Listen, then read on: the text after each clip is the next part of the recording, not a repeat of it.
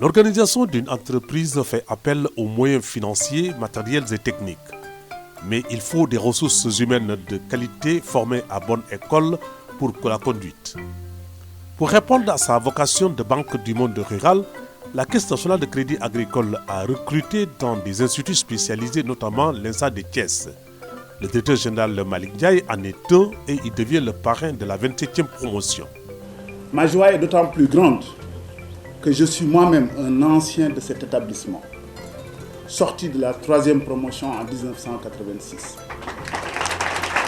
Un diplôme académique est une hypothèse de connaissance certes, mais la performance est une autre chose. Et pour maintenir le cap, la CNCAS envisage une académie interne de capacitation de ses ressources. En effet, la CNCAS, dans sa nouvelle politique de renforcement des capacités humaines, entend mettre sur pied une académie de formation interne, véritable plateforme d'échange et de partage entre notre entreprise et le monde académique. Nous pensons que l'INSA, sans doute, sera un acteur dynamique dans cette plateforme. Depuis 1984, la Caisse nationale de crédit agricole a fini de s'imposer en leader dans le secteur bancaire.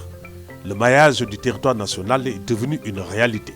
Le maillage du territoire est fait, il reste encore à parfaire, c'est vrai. Nous sommes dans toutes les régions du Sénégal. Ça, c'est un objectif qui a été voulu à un moment donné. Nous l'avons atteint. Il faut aller maintenant vers tous les départements, par exemple. C'est aussi un objectif que nous avons déclenché et sur lequel nous travaillons. Et même aller au-delà du département, aller dans certaines communes, certaines villes qui polarisent de l'activité, qui ont une économie locale tout à fait à même de pouvoir développer des opportunités, créer des emplois, lutter contre la pauvreté, lutter contre le sous-emploi, aider à l'autopromotion de l'emploi et faire en sorte que le secteur agricole ne soit plus vu comme un secteur, disons, d'exode rural, de niveau de vie faible. Nous voulons en tout cas contribuer à la hauteur de nos moyens à faire en sorte que le secteur agricole soit un secteur attractif. Au cours d'un déplacement à l'intérieur du pays, nous avons rencontré quelques directeurs ou chefs d'agence. La Caisse nationale du crédit agricole est un partenaire stratégique de la Sodefitex. Partenaire stratégique et en cela nous appliquons les institutions que la direction qui ouvre sa première agence à Matam est résolument tournée vers le monde rural. Depuis lors, plusieurs choses, beaucoup d'eau a coulé sous les ponts. On a traversé beaucoup d'expériences et j'ai l'habitude de dire que c'est maintenant une trentaine d'années d'expérience. Ça n'a pas été un long fleuve tranquille, mais je pense que ça nous a permis aussi de conforter énormément de choses dans le financement du monde rural. Au-delà de la SAED au nord et la Sodefitex au sud-est, la Caisse nationale de crédit agricole est dans la dynamique d'élargir le cercle de ses partenaires, parmi lesquels l'INSA de Thiès. Il tend la perche aux 5 meilleurs de la 25e promotion, 26e, 27e, 28e et 29e des ingénieurs agronomes. La majorité de nos chefs d'agence et chargés de clientèle sont des sortants de l'INSA et donnent entière satisfaction dans l'exécution des tâches et missions qui leur sont confiées. La banque va octroyer aux 5 majors de ces promotions ici présentes. Chacun aura un compte bancaire qui sera avec une dotation initiale de 100 000 francs CFA. Les concernés pourront prendre la tâche de M. Mamadou Lo, mon conseiller en communication ici présent, pour matérialiser cette offre-là. Nous mettre au service du développement rural, de manière générale, du développement agricole de manière particulière, ce que certains d'entre nous font déjà dans les structures dans lesquelles ils sont employés, en quoi faisant en amenant les communautés à la base, les communautés agricoles notamment, à pouvoir s'affranchir d'un certain nombre de contraintes liées à la production agricole, telles que les contraintes liées aux techniques de culture, à la fertilisation, les contraintes liées aux défis et risques émergents tels que le changement climatique et autres. Nous sommes très honorés et très heureux de recevoir ce diplôme que quand même nous prenons avec beaucoup d'humilité et de modestie et nous comptons dans l'avenir valoriser les compétences que nous avons acquises au niveau de l'école donc pour le développement de notre pays, le développement de l'agriculture sénégalaise et s'inscrire aussi dans la durabilité. Depuis 30 ans, la Caisse nationale de crédit agricole accompagne les programmes et projets de l'État, finance petites et moyennes entreprises. Et pour maintenir la cadence, le directeur général lève un coin du voile sur ses ambitions à court, moyen et long terme. Les sortants de l'ENSA se retrouvent aujourd'hui aussi bien dans l'administration publique, les ONG, les organisations internationales, les sociétés multinationales et les banques. Et parlant de banques, je me réjouis en tant que sortant de cette école d'être à la tête d'une institution financière qui compte plusieurs cadres formés dans cet établissement. Et en effet, il a été aisé dans le cadre de ce qui nous concerne d'enclencher la mutation qui a vu nos recrues ingénieurs agronomes devenir très facilement cadres de banque.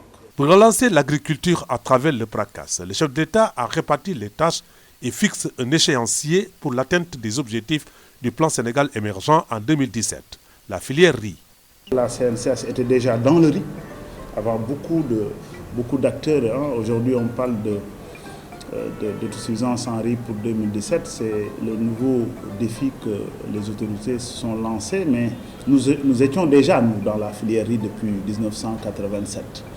Et donc, c'est une occasion pour nous simplement de renforcer, de consolider les acquis que nous avons et l'expérience que nous avons dans cette filière de riz local, qui a montré effectivement qu'elle a une certaine productivité, à même de pouvoir compétir avec les riz de l'Asie du Sud-Est, surtout sur le riz entier. Peut-être que c'est sur la mesure que nous avons des options ou des choix à faire, mais ce qui est important, c'est de savoir que le riz sénégalais est compétitif par rapport à l'Asie du Sud-Est. Donc aujourd'hui, il y a un focus sur un axe fort qui est un axe d'accroissement des productions, la production de riz, en jouant sur plusieurs leviers. Il y a un levier d'augmentation de superficie.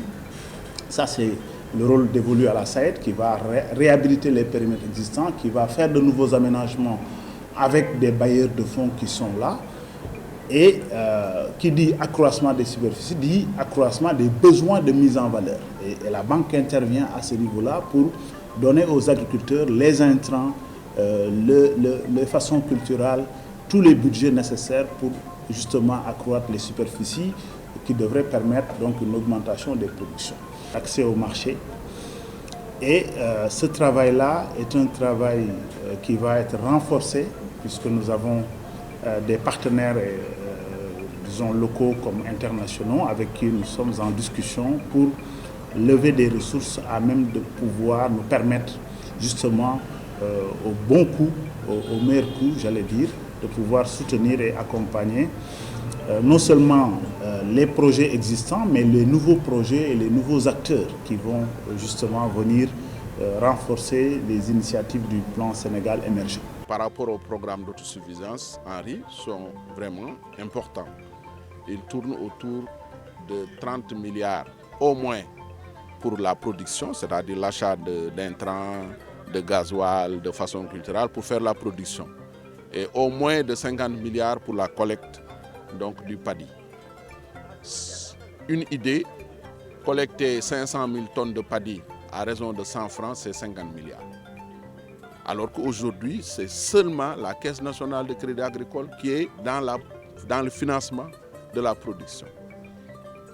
Malgré ces efforts fournis autour de 6 milliards, vous voyez bien, il y a un grand gap. Depuis qu'on a lancé le programme national d'autosuffisance alimentaire en riz, et surtout dans le cadre du PSE, du plan Sénégal émergent, donc les volumes de crédit ont augmenté, sinon même ont doublé. Aujourd'hui, donc, la banque, d'une campagne à l'autre, sur les deux campagnes les plus importantes, hivernage et contre-saison, les autorisations de crédit tournent autour de 6 à 7 milliards de francs CFA. Donc, pour dire quand même que la banque nous accompagne.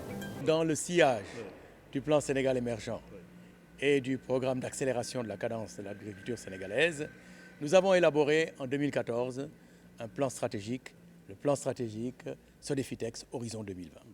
Et dans ce plan stratégique, on se donne pour objectif de diversifier les activités de notre entreprise, de faire de la Sodefitex à l'horizon 2020 une agro-industrie diversifiée, rentable, verte. Et ces objectifs-là, nous sommes en train de les traduire en actes. Pour ce qui concerne le PSE et le coton, le coton n'est pas en tant que tel dans le PSE, mais l'industrie textile est dans le PSE et en tant que telle, elle peut tout à fait, l'amont de l'industrie textile, c'est la production cotonnière, c'est la production de fibres de coton et ça peut tout à fait entrer dedans. Il s'agit de problèmes de commercialisation du paddy en temps de récolte, la récolte qui a lieu avant la saison de pluie. Maintenant, avec les problèmes d'infrastructure de stockage que les paysans rencontrent dans la brousse, il y a lieu d'avoir un acteur fort qui, logistiquement et financièrement, peut évacuer le produit en temps réel. Et voilà, donc nous, on a pris ce maillon qu'on exécute d'après les retours des producteurs assez bien. Au début, notre société a elle-même financé des gens directement. Mais en fait, ce n'est pas notre métier. On n'est pas des banquiers, on n'a pas autant de fonds parce que c'est assez coûteux. Donc, on a dû chercher des partenaires financiers parce qu'on voulait aussi grandir. Donc, le premier acteur dans la zone, c'est la CNCAS. Donc, on s'est retourné vers eux pour voir dans quelle mesure on peut travailler ensemble. Et donc, petit à petit, il y a des relations qui se sont créées. On nous a dirigés vers certains producteurs. Ces producteurs, ils ont vu que on se tient à ce qu'on met sur le papier, sur les contrats et qu'on peut exécuter ce qu'on dit. Et voilà, de bouche à oreille, ça fait le tour et il y a de plus en plus de gens qui sont intéressés à travailler avec nous par le simple fait qu'on fait ce qu'on dit. La CNCA nous a permis un peu de sécuriser notre stock de paddy grâce aux contrats que nous signons avec les producteurs et qui sont au niveau de Boundoum et des villages environnants.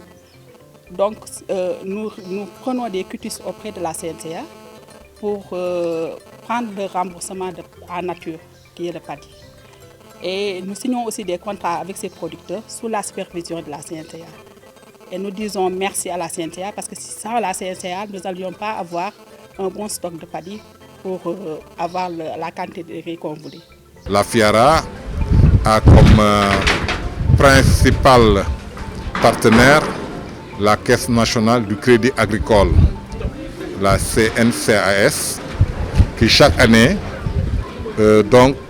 nous offre son concours dans le cadre de la communication, mais aussi de par sa présence dans les lieux d'exposition.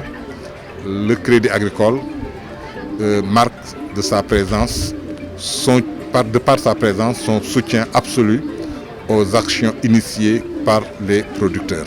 L'agriculture moderne, c'est l'intensification et la diversification des cultures, la disponibilité des facteurs de production.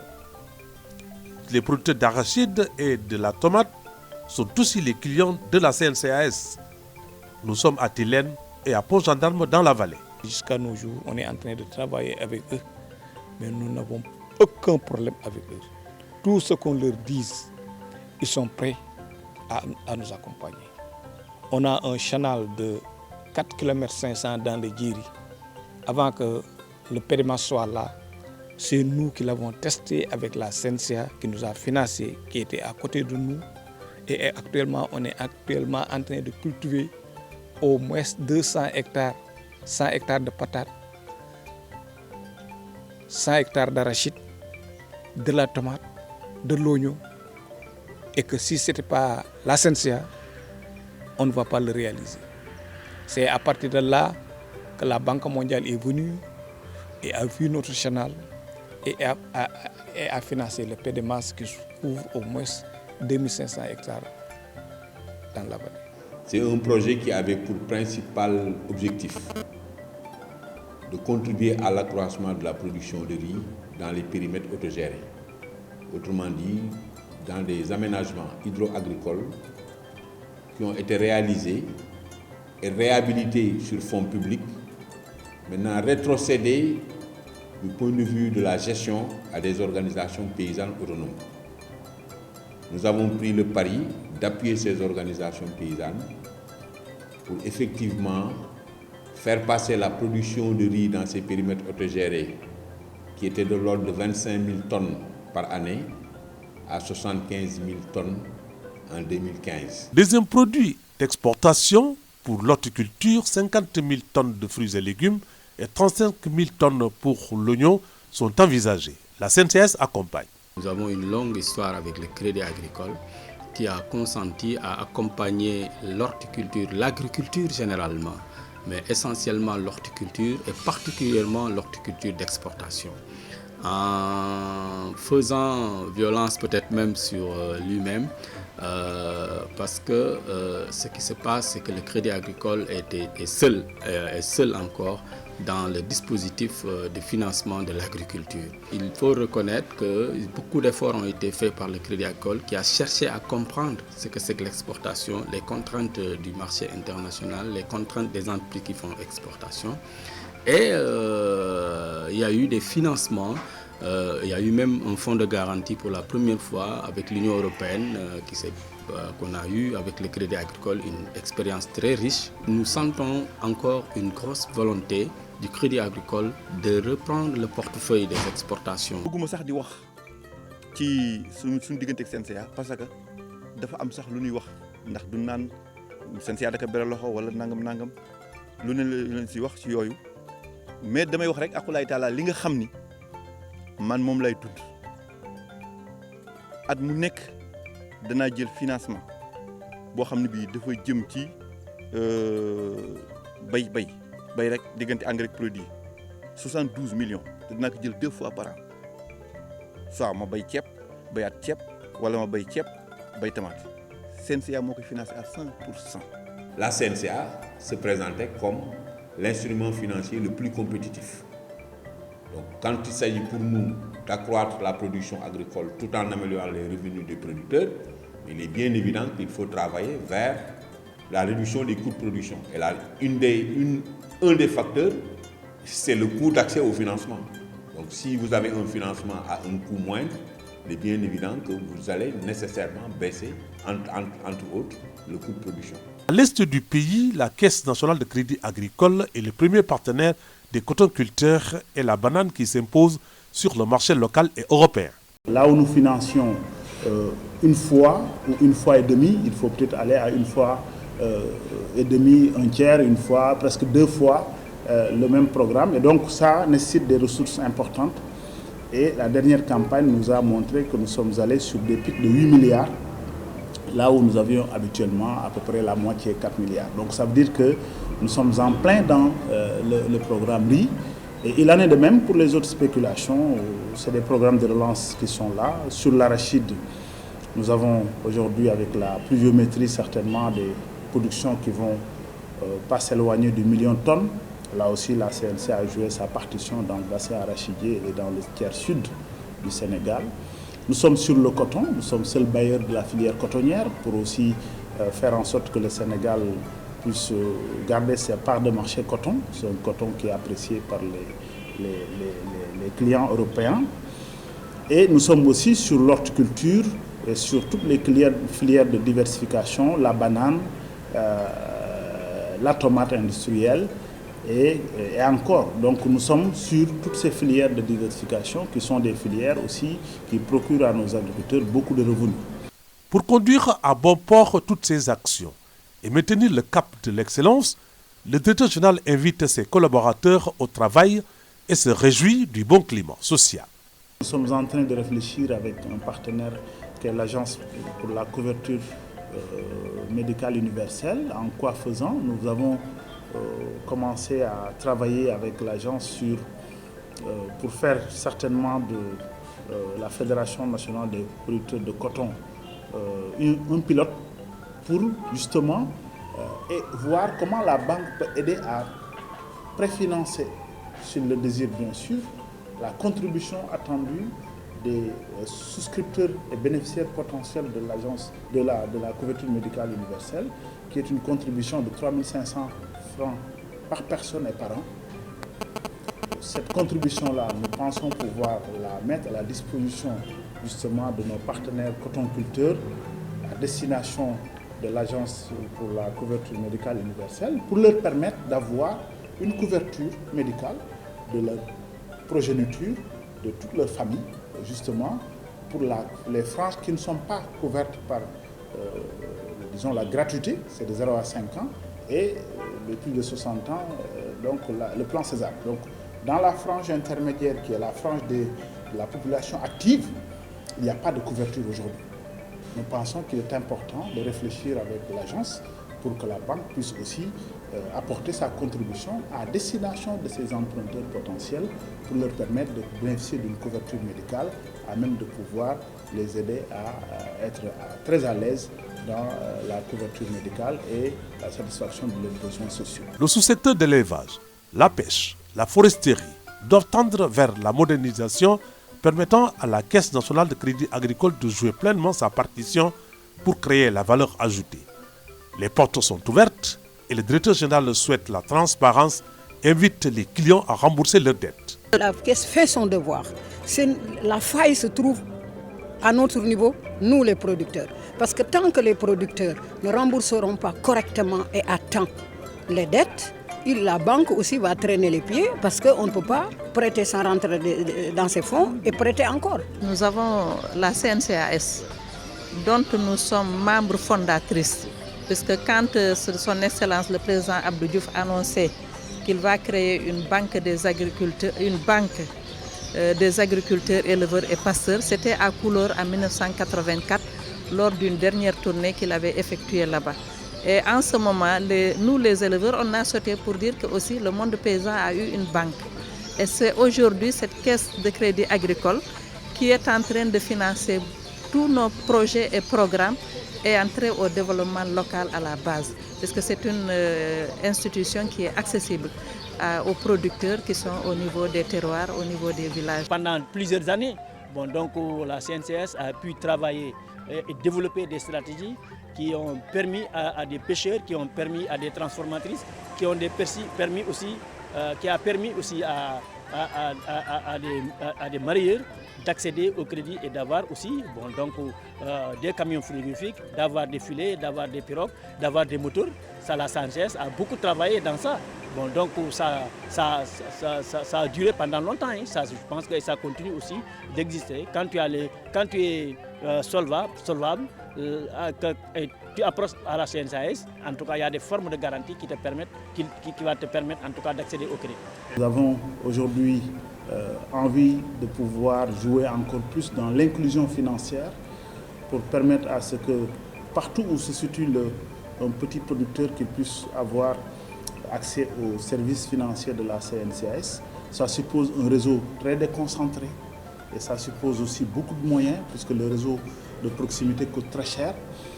Et c'est cela le défi auquel on est confronté, sur lequel nous travaillons aujourd'hui, c'est faire en sorte que sans augmenter les coûts d'accès aux services financiers, avoir un réseau le plus proche des utilisateurs. Et ces utilisateurs, croyez-moi, sont encore dans le secteur rural. Ils ne sont pas seulement dans le monde urbain, ils sont aussi dans le secteur agricole et dans le secteur rural.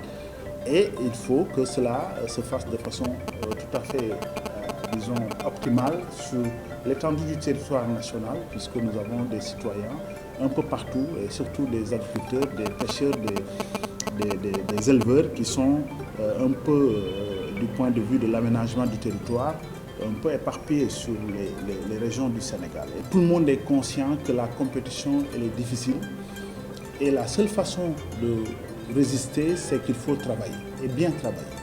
Je crois que ce message est bien conçu, bien perçu par nos collaborateurs avec qui nous sommes au quotidien, au rang desquels il y a déjà les directeurs qui s'engagent à mes côtés et avec toute l'équipe, derrière. L'autre invitation s'adresse à l'État du Sénégal pour aider la banque à relever les défis du crédit à long terme. Nous voulons être à niveau, nous voulons être parmi les plus grandes banques du Sénégal les années à venir et ça a un coût en termes d'effort. Il faut que l'effort soit partagé et à partir de ce moment-là, je pense que nous pourrons avoir les possibilités au niveau de nos administrateurs, le soutien nécessaire pour pouvoir porter cette institution-là véritablement parmi les institutions qui sont en mesure de répondre aux besoins de leur clientèle.